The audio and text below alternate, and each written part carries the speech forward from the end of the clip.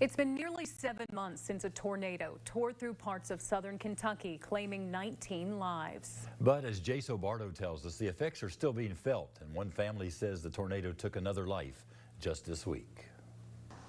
Countless lives were changed forever on May 16th when a deadly tornado tore through parts of southern Kentucky. Among the damage, I spoke with Shawn Cupp, who lost her London home in the storm. It also left her brother David Krell, who lived with her, paralyzed. It's amazing that he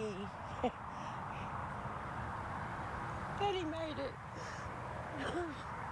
She tried to rush home, and the tornado went through the path of their house before she could make it there. And they found him 80 feet away from the house on his bedroom door, completely unable to move. He was just able to scream for help. Krell lived his life intellectually challenged. He was diagnosed with spinal meningitis as a baby. The tornado left Krell wheelchair-bound in and out of the hospital for the past 6 months. We honestly had no idea that the storm was going to be that bad, or I would have just went and got him. Like, I will feel guilty for that for the rest of my life. But on December 2nd, David Krell died. He was 46 years old. The double pneumonia it literally turned his lungs to concrete. We got to spend the last 6 months after the tornado with him, but in the end, ultimately, the tornado took his life. Krell's niece, Heather McClary, says the family's grateful for the extra time they got to spend with him, but the days since his death haven't been easy. My mom and him were peanut butter and jelly. They were literally everything to each other.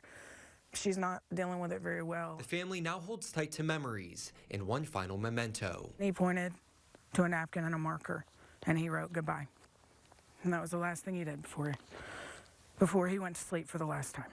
In the wake of his death, Krell's family is hoping to give him a proper goodbye. They've created a GoFundMe account to help cover the costs of his cremation so they can bring him home one last time. In London, Jay Sobardo, Fox 56 News.